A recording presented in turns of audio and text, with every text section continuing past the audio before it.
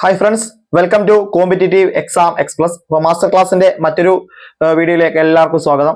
നമ്മളിന്ന് സ്വാതന്ത്ര്യാനന്തര ഇന്ത്യയുമായി ബന്ധപ്പെട്ട ഒരു ടോപ്പിക്കാണ്. നമ്മുടെ സിലബസിൽ കൃത്യമായി പറയുന്നുണ്ട്. മലബാർ ദേവസ്വം ബോർഡുമായി ബന്ധപ്പെട്ടാണ് ആ ഒരു സിലബസ് ആണ് നമ്മൾ ഫോളോ ചെയ്യുന്നത്. ആ സിലബസിൽ സ്വാതന്ത്ര്യാനന്തര ഇന്ത്യയുമായി ബന്ധപ്പെട്ട കാര്യങ്ങൾ കൃത്യമായി പറയുന്നുണ്ട്. അതുകൊണ്ട് നമുക്ക് അവിടെ നിന്ന് തുടങ്ങാം. സ്വാതന്ത്ര്യാനന്തര ഇന്ത്യ നേരിട്ട ഏറ്റവും വലിയ വെല്ലുവിളികൾ എന്തൊക്കെയായിരുന്നു? ഒന്ന് വിഭജനം, മറ്റൊന്ന് അഭയാർത്ഥി പ്രവാഹം, പിന്നെ വർഗീയ ലഹള കൂടി ഉണ്ടായിരുന്നു. വർഗീയ ലഹള, വിഭജനം, അഭയാർത്ഥി പ്രവാഹം, വർഗീയ ലഹള. ഇതാണ് സ്വാതന്ത്ര്യാനന്തര ഇന്ത്യ നേരിടേണ്ടി വന്ന ഏറ്റവും വലിയ വെല്ലുവിളികൾ എന്ന് പറയുന്നത്. ഇത് മൂന്നും കൃത്യമായി തന്നെ പഠിച്ചു പോവുക. വിഭജനമുണ്ട്, അഭയാർത്ഥി പ്രവാഹമുണ്ട്, വർഗീയ ലഹള. ഇത് മൂന്നുമാണ് സ്വാതന്ത്ര്യാനന്തര ഇന്ത്യ നേരിട്ട പ്രധാനപ്പെട്ട വെല്ലുവിളി. വിധിയുടെ ചക്രങ്ങൾ ഒരു നാൾ ഇന്ത്യ ഉപേക്ഷിക്കുവാൻ ബ്രിട്ടീഷുകാരെ നിർബന്ധിതരാക്കും. പക്ഷേ ഏതു രൂപത്തിലുള്ള ഇന്ത്യയാവും അവർ ഇവിടെ ഉപേക്ഷിച്ചു പോവുക? നൂറ്റാണ്ടുകളായുള്ള അവരുടെ ഭരണത്തിന്റെ അരുവി അവസാനം വറ്റിവരണ്ടു പോകുമ്പോൾ അവർ വിട്ടുപോകുന്നത് ചെളിയുടെയും അഴുക്കിന്റെയും കൂമ്പാരമായിരിക്കും. ഇങ്ങനെ പറഞ്ഞത് രവീന്ദ്രനാഥ ടാഗോറാണ്. 1941 രവീന്ദ്രനാഥ ടാഗോറാണ് ഇത്തരത്തിലൊരു പ്രസ്താവന നടത്തിയത്. അതായത് വിധിയുടെ ചക്രങ്ങൾ ഒരു നാൾ ഇന്ത്യ ഉപേക്ഷിക്കുവാൻ ബ്രിട്ടീഷുകാരെ നിർബന്ധിതരാക്കും. പക്ഷേ ഏതു രൂപത്തിലുള്ള ഇന്ത്യയാവും അവർ ഇവിടെ ഉപേക്ഷിച്ചു പോവുക? നൂറ്റാണ്ടുകളായുള്ള അവരുടെ ഭരണത്തിന്റെ അരുവി അവസാനം വറ്റി വരണ്ടു പോകുമ്പോൾ അവർ വിട്ടുപോകുന്നത് ചെളിയുടെയും അഴുക്കിന്റെയും കൂമ്പാരമായിരിക്കും. രവീന്ദ്രനാഥ ടാഗോറാണ് പറഞ്ഞത്. അതുപോലെ തന്നെയാണ് പല കാര്യങ്ങളും നടന്നത് പിന്നീട്. നമ്മളെ സ്വാതന്ത്ര്യാനന്തര ഇന്ത്യയുമായി ബന്ധപ്പെട്ട കാര്യങ്ങൾ പോകുമ്പോൾ ഏറ്റവും ആദ്യം നമുക്ക് മൗണ്ട് ബാറ്റൺ പ്ലാൻ മുതലാണ് നമ്മൾ സ്റ്റാർട്ട് ചെയ്യേണ്ടത്. മൗണ്ട് ബാറ്റൺ പ്ലാൻ എന്താണ്? ബ്രിട്ടീഷ് ഇന്ത്യയിലെ അവസാനത്തെ വൈസ്രോയിയും സ്വതന്ത്ര ഇന്ത്യയിലെ ആദ്യത്തെ ഗവർണർ ജനറലുമായിരുന്നു ലൂയിസ് മൗണ്ട് ബാറ്റൺ. ആരാണ്? മൗണ്ട് ബാറ്റൺ അല്ലെങ്കിൽ ലൂയിസ് മൗണ്ട് ബാറ്റൺ. ബ്രിട്ടീഷ് ഇന്ത്യയിലെ അവസാനത്തെ വൈസ്രോയിയും സ്വതന്ത്ര ഇന്ത്യയിലെ ആദ്യത്തെ ഗവർണർ ജനറലുമായിരുന്നു മൗണ്ട് ബാറ്റൺ എന്ന് പറയുന്നത്. ലൂയിസ് മൗണ്ട് ബാറ്റൺ 1947 മാർച്ച് 22-നാണ് 1947 മാർച്ച് 22-നാണ് മൗണ്ട് ബാറ്റൺ ഇന്ത്യയിലേക്ക് എത്തുന്നത്. മൗണ്ട് ബാറ്റൺ ഇന്ത്യയിൽ എത്തുന്നത് 1947 മാർച്ച് 22. ഇന്ത്യക്ക് അധികാര കൈമാറ്റവുമായി ബന്ധപ്പെട്ട കാര്യങ്ങളിൽ കൂടുതൽ വേഗത വരുത്തുക എന്നതായിരുന്നു മൗണ്ട് ബാറ്റന്റെ ഏറ്റവും പ്രധാനപ്പെട്ട പ്ലാൻ. ഇന്ത്യക്ക് സ്വാതന്ത്ര്യം കൊടുക്കുക. അതിനാണ് ക്ലെമന്റ് അറ്റ്ലി, പ്രധാനമന്ത്രിയായിരുന്ന ക്ലെമന്റ് അറ്റ്ലി മൗണ്ട് ബാറ്റനെ ഇന്ത്യയിലേക്ക് അയക്കുന്നത്. ഇന്ത്യയിലെത്തിയത് 47 മാർച്ച് 22-നാണ്. ബ്രിട്ടീഷ് ഇന്ത്യയിലെ അവസാനത്തെ വൈസ്രോയും സ്വതന്ത്ര ഇന്ത്യയുടെ ആദ്യത്തെ ഗവർണർ ജനറലും. അതായത് ഇന്ത്യയെ വിഭജിക്കുന്നതിനും സ്വാതന്ത്ര്യം നൽകുന്നതിനുമായി മൗണ്ട് ബാറ്റൻ തയ്യാറാക്കിയ ഈ ഒരു പദ്ധതിയാണ് മൗണ്ട് ബാറ്റൺ പ്ലാൻ എന്നറിയപ്പെടുന്നത്. ഇന്ത്യയെ വിഭജിക്കുന്നതിനും സ്വാതന്ത്ര്യം നൽകുന്നതിനുമായി മൗണ്ട് ബാറ്റൻ തയ്യാറാക്കിയ പദ്ധതിയാണ് മൗണ്ട് ബാറ്റൺ പ്ലാൻ എന്ന് അറിയപ്പെടുന്നത്. ഇത് ജൂൺ 3 പ്ലാൻ എന്നും ബാൽക്കൻ പ്ലാൻ എന്നും ഡിക്കി ബേർഡ് പ്ലാൻ എന്നും അറിയപ്പെട്ടിട്ടുണ്ട്. മൗണ്ട് ബാറ്റൺ പ്ലാൻ ആണ് June 3 plan, Balkan plan, Dickie Bird plan എന്നിങ്ങനെ അറിയപ്പെടുന്നത്. June 3 plan, Balkan plan, Dickie Bird plan എന്നിങ്ങനെ അറിയപ്പെടുന്നത് മൗണ്ട് ബാറ്റൺ പ്ലാൻ ആണ് എന്ന് മനസ്സിലാക്കുക. 1947 ജൂൺ 3 1947 ജൂൺ 3 ഡൽഹിയിലെ കോൺഗ്രസ് മുസ്ലിം ലീഗ് സംയുക്ത സമ്മേളനത്തിൽ വെച്ചാണ് മൗണ്ട് ബാറ്റൺ പ്ലാൻ അവതരിപ്പിച്ചത്. അതുകൊണ്ടാണ് ഇതിനെ ജൂൺ 3 പ്ലാൻ എന്ന് വിശേഷിപ്പിക്കുന്നത്. ജൂൺ 3 പ്ലാൻ എന്നും ബാൽക്കൻ പ്ലാൻ എന്നും ഡിക്കി ബേർഡ് പ്ലാൻ എന്നും മൗണ്ട് ബാറ്റൺ പ്ലാൻ അറിയപ്പെടുന്നുണ്ട്. 1947 ജൂൺ 3 ഡൽഹിയിലെ കോൺഗ്രസ് മുസ്ലിം ലീഗ് സംയുക്ത സമ്മേളനത്തിൽ വെച്ചാണ് മൗണ്ട് ബാറ്റൺ പ്ലാൻ അവതരിപ്പിച്ചത്. മുസ്ലിങ്ങൾക്ക് ഭൂരിപക്ഷമുള്ള പ്രദേശത്ത് അവർ ആഗ്രഹിക്കുകയാണെങ്കിൽ ഒരു പ്രത്യേക രാജ്യം അനുവദിക്കണം. മുസ്ലിങ്ങൾക്ക് ഭൂരിപക്ഷമുള്ള പ്രദേശത്ത് അവർ ആഗ്രഹിക്കുകയാണെങ്കിൽ ഒരു പ്രത്യേക രാജ്യം അനുവദിക്കണം എന്ന ആശയം മുന്നോട്ട് വെച്ച പദ്ധതിയാണ് മൗണ്ട് ബാറ്റൺ പദ്ധതി. അതായത് മുസ്ലിങ്ങൾക്ക് ഭൂരിപക്ഷമുള്ള പ്രദേശത്ത് അവർ ആഗ്രഹിക്കുകയാണെങ്കിൽ ഒരു പ്രത്യേക രാജ്യം അനുവദിക്കണം. ആ ആശയത്തെ പിൻപറ്റിയാണ് ഇന്ത്യയും പാകിസ്ഥാനും രണ്ടായത്. മുസ്ലിം ലീഗും കോൺഗ്രസും മുസ്ലിം ലീഗും മൗണ്ട് ബാറ്റൺ പദ്ധതിയെ അംഗീകരിച്ചു. മൗണ്ട് ബാറ്റൺ പദ്ധതിയെ മുസ്ലിം ലീഗും കോൺഗ്രസും എന്തായി അംഗീകരിച്ചു.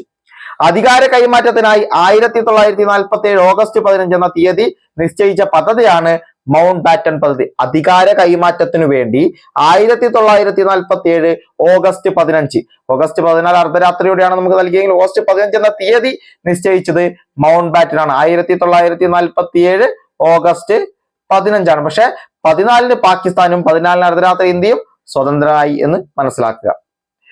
മൗണ്ട് ബാറ്റൺ പദ്ധതി തയ്യാറാക്കാൻ അദ്ദേഹത്തെ സഹായിച്ച വ്യക്തിയാണ് VP മേനോൻ. അത് കൃത്യമായി പോയിന്റ് ഔട്ട് ചെയ്യുക.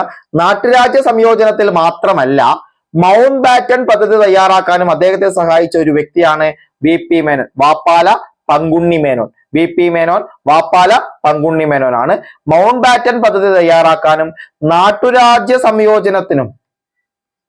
നമ്മളിനി അങ്ങോട്ട് പഠിക്കുന്നുണ്ട്, ഈ നാട്ടുരാജ്യ സംയോജനം നമ്മൾ പഠിക്കും. അപ്പൊ മൗണ്ട് ബാറ്റൺ പദ്ധതിക്കും നാട്ടുരാജ്യ സംയോജനത്തിന്റെയും മെയിൻ പങ്കാളിയായി നിന്ന വ്യക്തിയാണ് VP മേനോൻ എന്ന് മനസ്സിലാക്കുക. മൗണ്ട് ബാറ്റൺ പദ്ധതി പ്രകാരം നിലവിൽ വന്ന ആക്ട് ഏതാണ്? അതാണ് Indian independence act 1947. Mountbatten പദ്ധതി പ്രകാരം നിലവിൽ വന്ന ആക്ട് ആണ് ഇന്ത്യൻ ഇൻഡിപെൻഡൻസ് ആക്ട് 1947. ആ ആക്ട് എന്താണെന്ന് നമുക്ക് നോക്കാം. ഇന്ത്യക്ക് വേണ്ടി ബ്രിട്ടീഷ് പാർലമെന്റ് പാസാക്കിയ അവസാനത്തെ നിയമമാണ് ഇന്ത്യൻ ഇൻഡിപെൻഡൻസ് ആക്ട്.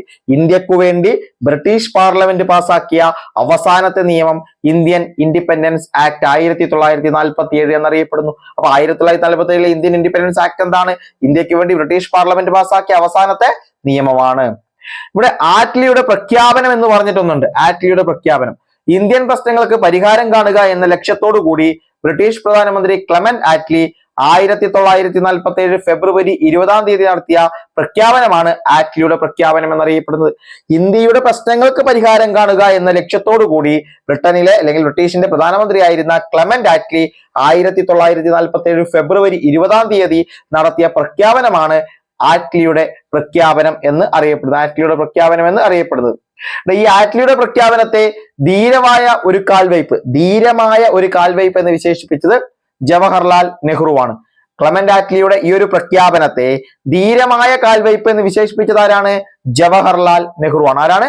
ജവഹർലാൽ നെഹ്റുവാണ്. അല്ല, Clement Attlee Indian independence bill British പാർലമെന്റിൽ അവതരിപ്പിച്ചത് 1947 July 4 1947 July 4 Clement Attlee Indian independence bill British പാർലമെന്റിൽ അവതരിപ്പിച്ചു. അപ്പൊ ബ്രിട്ടീഷ് പാർലമെന്റിൽ ഈ ഒരു ഇന്ത്യൻ ഇൻഡിപെൻഡൻസ് ബില്ല് അവതരിപ്പിച്ചത് ക്ലെമന്റ് ആറ്റ്ലിയാണ് 47 ജൂലൈ 4.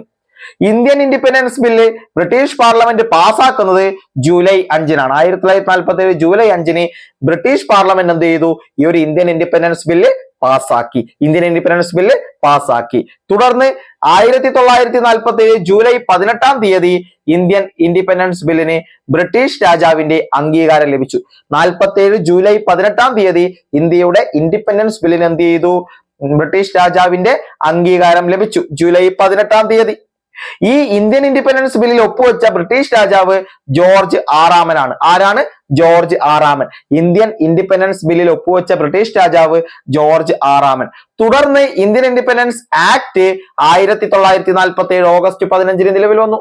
തുടർന്ന് ഇന്ത്യൻ ഇൻഡിപെൻഡൻസ് ആക്ട് 1947 ഓഗസ്റ്റ് 15 നിലവിൽ വന്നു. ജൂലൈ 18 രാജാവ് ഒപ്പുവെക്കുന്നത്. ആരാണ്? ജോർജ് ആറാമൻ. ഇന്ത്യക്ക് സ്വാതന്ത്ര്യം കിട്ടിയ സമയത്ത് നമ്മുടെ ബ്രിട്ടനിൽ അധികാരത്തിലിരുന്ന രാഷ്ട്രീയ പാർട്ടി ചോദിച്ചാൽ അത് ലേബർ പാർട്ടിയാണ്. ബ്രിട്ടനിൽ അധികാരത്തിലിരുന്നത് ലേബർ പാർട്ടി. ആരാണ്? Labour party. ആരാണ് പ്രധാനമന്ത്രി? അത് ക്ലെമന്റ് ആറ്റ്ലി. അത് നമുക്ക് കൃത്യമായി പഠിക്കാം. ഇന്ത്യക്ക് സ്വാതന്ത്ര്യം കിട്ടിയ സമയത്ത് ബ്രിട്ടനിൽ അധികാരത്തിലിരുന്ന രാഷ്ട്രീയ പാർട്ടിയാണ് ലേബർ പാർട്ടി. ആരാണ്? Labour party. ഇനി ഇന്ത്യ സ്വാതന്ത്ര്യം നേടുമ്പോൾ എന്ന് പറഞ്ഞ് നമുക്കൊരു ഹെഡിങ് പഠിക്കാം. അതിൽ ഇന്ത്യ സ്വാതന്ത്ര്യം നേടുമ്പോൾ കൃത്യമായി പഠിച്ചു വെക്കുക. ചോദിച്ചിട്ടുണ്ട്. എടാ, ഇന്ത്യ സ്വാതന്ത്ര്യം നേടുമ്പോൾ ബ്രിട്ടീഷ് രാജാവ് ആരായിരുന്നു? നമ്മളിപ്പോ പറഞ്ഞു ജോർജ് ആറാമനാണ്. ഇന്ത്യ സ്വാതന്ത്ര്യം നേടുമ്പോൾ ബ്രിട്ടീഷ് രാജാവ് ജോർജ് ആറാമനാണ്. ബ്രിട്ടീഷ് പ്രധാനമന്ത്രി ക്ലെമന്റ് ആറ്റ്ലി ആണ്. അധികാരത്തിലിരുന്ന പാർട്ടി ലേബർ പാർട്ടി. രാജാവ് ജോർജ് ആറാമൻ, ബ്രിട്ടീഷ് പ്രധാനമന്ത്രി ക്ലെമന്റ് ആറ്റ്ലി, അധികാരത്തിലിരുന്ന പാർട്ടി ലേബർ പാർട്ടി. എടാ, ആരായിരുന്നു വൈസ്രോയി എന്ന് ചോദിച്ചാൽ മൗണ്ട് ബാറ്റൻ ആണ്. ഇന്ത്യയുടെ വൈസ്രോയി ആയിരുന്നത് മൗണ്ട് ബാറ്റൻ. ആരായിരുന്നു ആ സമയത്തെ കോൺഗ്രസിന്റെ പ്രസിഡന്റ്? JB കൃപലാനി. അതായത് ഇന്ത്യക്ക് സ്വാതന്ത്ര്യം കിട്ടുമ്പോൾ കോൺഗ്രസിന്റെ പ്രസിഡന്റ് JB കൃപലാനി, KPCCയുടെ പ്രസിഡന്റ് K കേളപ്പൻ. നിങ്ങളൊരു കാര്യം മനസ്സിലാക്കേണ്ടത്, അന്നത്തെ കാലത്ത് ഈ കോൺഗ്രസ് എന്ന് പറയുന്നത് ഒരു പ്രസ്ഥാനമായിരുന്നു, സ്വാതന്ത്ര്യത്തിന് വേണ്ടി രൂപം കൊണ്ട ഒരു പ്രസ്ഥാനമായിരുന്നു. അത് ഇന്നത്തേതുപോലെ ഒരു രാഷ്ട്രീയ പാർട്ടിയല്ല. പിന്നീടാണ് അത് രാഷ്ട്രീയ പാർട്ടിയുടെ സ്വഭാവം കൈവരിക്കുന്നത്. അന്ന് എല്ലാ ആളുകളും ഉൾപ്പെടെയുള്ള ഇന്ത്യയുടെ സ്വാതന്ത്ര്യത്തിന് വേണ്ടി രൂപം കൊണ്ട ഒരു ദേശീയ പ്രസ്ഥാനമായിരുന്നു ഇന്ത്യൻ നാഷണൽ കോൺഗ്രസ് എന്ന് പറയുന്നത്. ആ കോൺഗ്രസിന്റെ പ്രസിഡന്റാണ് JB കൃപലാനിയും KPCC പ്രസിഡന്റ് K കേളപ്പനും. ഇങ്ങനെ ഒരു ചോദ്യം ചോദിക്കാം. ഇന്ത്യക്ക് സ്വാതന്ത്ര്യം ലഭിച്ച 1947 ഓഗസ്റ്റ് 15 ഏതു ദിവസമായിരുന്നു എന്ന് ചോദിച്ചാൽ അത് വെള്ളിയാഴ്ചയാണ്. 1947 ഓഗസ്റ്റ് 15 വെള്ളിയാഴ്ചയായിരുന്നു എന്ന് മനസ്സിലാക്കുക. ഇന്ത്യക്ക് സ്വാതന്ത്ര്യം ലഭിച്ച 1947 ഓഗസ്റ്റ് 15 അതൊരു വെള്ളിയാഴ്ചയായിരുന്നു എന്ന് മനസ്സിലാക്കുക.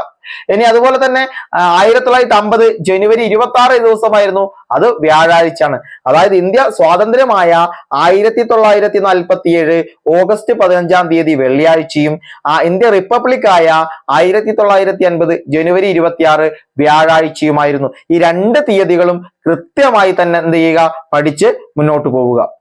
മറ്റൊരു ഹെഡിങ് നമുക്ക് നോക്കാം. ഇന്ത്യ വിഭജനമാണ്. ഇന്ത്യ വിഭജനം. ഇന്ത്യക്കും പാകിസ്ഥാനും ഇടയിലുള്ള അതിർത്തി രേഖ നിർണ്ണയിക്കാൻ ചുമതലപ്പെടുത്തിയ അതിർത്തി നിർണയ കമ്മിറ്റിയുടെ തലവനാണ് സിറിൽ റാഡ്ക്ലിഫ്. ആരാണ്? Cyril Radcliffe. ഇന്ത്യക്കും പാകിസ്ഥാനും ഇടയിൽ ഒരു അതിർത്തി, അതായത് നമ്മുടെ ഇന്ത്യ പാകിസ്ഥാൻ വിഭജനം ഏകദേശം തത്വത്തിൽ അംഗീകാരമായല്ലോ. ആ അംഗീകാരമായപ്പോൾ ഇന്ത്യക്കും പാകിസ്ഥാനും ഇടയിലുള്ള അതിർത്തി രേഖ, ഇന്ത്യക്കും പാകിസ്ഥാനും ഒരു അതിർത്തി വേണമല്ലോ, ഈ അതിർത്തി രേഖ നിർണ്ണയിക്കാൻ ചുമതലപ്പെടുത്തിയ അതിർത്തി നിർണയ കമ്മിറ്റിയുടെ തലവനാണ് സിറിൽ റാഡ്ക്ലിഫ്. ആരാണ്? Cyril Radcliffe. ആ പേര് പഠിച്ചു വെക്കുക.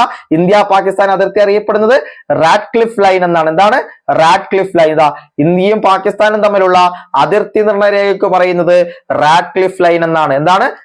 റാഡ്ക്ലിഫ് ലൈൻ എന്നാണ്. അതിർത്തി നിർണയ കമ്മിറ്റിയിലെ അംഗങ്ങളുടെ എണ്ണം 5 ആണ്. 5 പേരാണ് ഈ ഒരു കമ്മിറ്റിയിൽ ഉണ്ടായിരുന്നത്. അതായത് സിറിൽ റാഡ്ക്ലിഫ് ആണ് കമ്മിറ്റിയുടെ തലവൻ. ഇന്ത്യ പാകിസ്ഥാൻ അതിർത്തി നിർണ്ണയിക്കാനുള്ള അതിർത്തി നിർണയ കമ്മിറ്റിയുടെ തലവൻ സിറിൽ റാഡ്ക്ലിഫും ഈ ഒരു കമ്മിറ്റിയിൽ 5 അംഗങ്ങളുമാണ് ഉണ്ടായിരുന്നത്. എത്രയാണ്? 5 അംഗങ്ങൾ. വിഭജനം നടന്ന 2 പ്രവിശ്യകൾ ചോദിച്ചാൽ ഒന്ന് പഞ്ചാബും മറ്റൊന്ന് ബംഗാളുമായിരുന്നു. വിഭജനം നടന്ന 2 പ്രവിശ്യകളുണ്ട്. ആ ഒന്ന് പഞ്ചാബ് പ്രവിശ്യയും മറ്റൊന്ന് ബംഗാൾ പ്രവിശ്യയുമായിരുന്നു എന്ന് മനസ്സിലാക്കുക. ഇനി ഇന്ത്യയുടെ പ്രഥമ സ്വാതന്ത്ര്യ ദിനാഘോഷ ചടങ്ങുകൾ ആരംഭിക്കുന്നതിന് മുമ്പായി വന്ദേ മാതരം ആലപിച്ചത് ആരാണ്? അത് സുജേത കൃപലാനിയാണ്. ഇന്ത്യയുടെ പ്രഥമ സ്വാതന്ത്ര്യ ദിനാഘോഷ ചടങ്ങുകൾ ആരംഭിക്കുന്നതിന് മുമ്പായി വന്ദേ മാതരം ആലപിച്ചത് സുജേത കൃപലാനിയാണ്. ഇനി മറ്റൊന്ന്, ഇന്ത്യയുടെ പ്രഥമ സ്വാതന്ത്ര്യ ദിനാഘോഷങ്ങളുടെ വേദി ചോദിച്ചാൽ അത് കോൺസ്റ്റിറ്റ്യൂവന്റ് അസംബ്ലിയുടെ ഹാളാണ്. കോൺസ്റ്റിറ്റ്യൂവന്റ് അസംബ്ലിയുടെ ഹാളാണ് ഇന്ത്യയുടെ പ്രഥമ സ്വാതന്ത്ര്യ ദിനാഘോഷങ്ങളുടെ വേദിയായി മാറിയത്. ഇനി കോൺസ്റ്റിറ്റ്യൂവന്റ് അസംബ്ലിയുടെ അധ്യക്ഷൻ ആരായിരുന്നു? അത് ഡോക്ടർ രാജേന്ദ്ര പ്രസാദ് ആണ്. കോൺസ്റ്റിറ്റ്യൂവന്റ് അസംബ്ലിയുടെ അധ്യക്ഷൻ രാജേന്ദ്ര പ്രസാദ് ആണ്. ഈ രാജേന്ദ്ര പ്രസാദിന് ഇന്ത്യൻ വനിതകളെ പ്രതിനിധീകരിച്ച് ത്രിവർണ പതാക കൈമാറിയത് ഹൻസ മേത്തയാണ്. ആരാണ്? ഹൻസ മേത്ത. അതായത് കോൺസ്റ്റിറ്റ്യൂവന്റ് അസംബ്ലിയുടെ അധ്യക്ഷനായ ശ്രീ രാജേന്ദ്ര പ്രസാദിന് ഇന്ത്യൻ വനിതകളെ പ്രതിനിധീകരിച്ചുകൊണ്ട് ത്രിവർണ പതാക കൈമാറിയത് ഹൻസ മേത്തയാണ്. ആരാണ്? ഹൻസ മേത്ത. സ്വതന്ത്ര ഇന്ത്യയുടെ ആദ്യ ഗവർണർ ജനറലായി ലൂയി മൗണ്ട് ബാറ്റണും ജവഹർലാൽ നെഹ്റുവിന്റെ നേതൃത്വത്തിലുള്ള മന്ത്രിസഭയും അധികാരമേറ്റത് 1947 ഓഗസ്റ്റ് 15 1947 ഓഗസ്റ്റ് 15. സ്വതന്ത്ര ഇന്ത്യയുടെ ആദ്യത്തെ ഗവർണർ ജനറലായിട്ട് ലൂയി മൗണ്ട് ബാറ്റണും ജവഹർലാൽ നെഹ്റുവിന്റെ നേതൃത്വത്തിലുള്ള മന്ത്രിസഭയും 1947 ഓഗസ്റ്റ് 15 അധികാരമേറ്റു. ഇന്ത്യ വിഭജനത്തെ തുടർന്ന് വർഗീയ ലഹളകൾ നടന്ന സ്ഥലങ്ങൾ ചോദിച്ചാൽ ഇന്ത്യയുടെ വിഭജനത്തെ തുടർന്ന് വർഗീയ ലഹളകൾ നടന്ന സ്ഥലങ്ങളാണ് ഒന്ന് കൽക്കട്ട, മറ്റൊന്ന് ബീഹാർ, നവഗാലി, ദില്ലി, പഞ്ചാബ്, കാശ്മീർ. കൽക്കട്ട, ബീഹാർ, നവഗാലി, ദില്ലി, പഞ്ചാബ്, കാശ്മീർ എന്നീ സ്ഥലങ്ങൾ ഇന്ത്യയുടെ വിഭജനത്തെ തുടർന്ന്. ഇന്ത്യയുടെ വിഭജനത്തെ ആധ്യാത്മിക ദുരന്തം എന്ന് വിശേഷിപ്പിച്ചത് മഹാത്മാഗാന്ധിയാണ്. ഇന്ത്യയുടെ വിഭജനത്തെ ആധ്യാത്മിക ദുരന്തം എന്ന് വിശേഷിപ്പിച്ചത് മഹാത്മാഗാന്ധിയാണ് എന്ന് മനസ്സിലാക്കുക. ആരാണ്? മഹാത്മാഗാന്ധി. ഇന്ത്യ വിഭജനത്തെ അടിസ്ഥാനമാക്കി കേശവദേവ് എഴുതിയ നോവലാണ് ഭ്രാന്താലയം. ഇന്ത്യ വിഭജനത്തെ അടിസ്ഥാനമാക്കി കേശവദേവ് എഴുതിയ നോവൽ ഭ്രാന്താലയം എന്നാണ് അറിയപ്പെടുന്നത്. ഭ്രാന്താലയം. ഡൽഹിയിൽ സ്വാതന്ത്ര്യ ദിനാഘോഷങ്ങൾ നടക്കുമ്പോൾ ഗാന്ധിജി എവിടെയായിരുന്നു എന്ന് ചോദിച്ചാൽ ബംഗാളിലെ നവ്ഗാലിയിലായിരുന്നു. ഇന്ത്യയിലെ അല്ലെങ്കിൽ ഡൽഹിയിൽ സ്വാതന്ത്ര്യ ദിനാഘോഷങ്ങൾ നടക്കുമ്പോൾ ഗാന്ധിജി ബംഗാളിലെ നവ്ഗാലിയിലായിരുന്നു. ഗാന്ധിജിയുടെ സാന്നിധ്യം വർഗീയ കലാപം ആളിപ്പടരാതെ ആ പ്രദേശത്തെ രക്ഷിച്ചു. ഗാന്ധിജിയുടെ സാന്നിധ്യമാണ് വലിയ രീതിയിൽ വർഗീയ കലാപം ആളിപ്പടരാതെ ആ ഒരു പ്രദേശത്തെ രക്ഷിച്ചത് എന്ന് മനസ്സിലാക്കുക. ഇതാണ് പിന്നെ നമ്മുടെ സ്വാതന്ത്ര്യാനന്തരവുമായി ബന്ധപ്പെട്ട് നമ്മൾ ഏറ്റവും ബേസിക് ആയി പഠിച്ചു വെച്ച് പോകുന്നത്. ഇവിടെ നിന്ന് അങ്ങോട്ട് നമ്മൾ പഠിച്ചു മുന്നേറാൻ വേണ്ടി പോവുകയാണ്. ഓരോ ദിവസവും ഓരോ ടോപ്പിക്കുകൾ നമ്മൾ കവർ ചെയ്ത് തന്നെ പോകും. അപ്പൊ എല്ലാ കാര്യങ്ങളും കൃത്യമായി നോക്കുക. വീഡിയോ ക്ലാസ്സുകൾ, ഓഡിയോ ക്ലാസ്സുകൾ, അതുപോലെ ക്വിസുകള്, മോക്ക് ടെസ്റ്റുകള്, അല്ലാതെയുള്ള നോട്ടുകൾ ഒക്കെ നിങ്ങളിലേക്ക് എത്തും. കൃത്യം തന്നെ ഈ ചാനലും കാര്യങ്ങളും നമ്മുടെ ഗ്രൂപ്പും ഒക്കെ ഫോളോ ചെയ്ത് പോവുക. കൃത്യമായി പഠിക്കേണ്ടത് അന്നന്ന് തരുന്നത് അന്നന്ന് തന്നെ പഠിച്ചും പോവുക. ഓക്കേടാ. അപ്പൊ മറ്റൊരു നല്ല വീഡിയോയുമായി നമുക്ക് വീണ്ടും കാണാം. താങ്ക്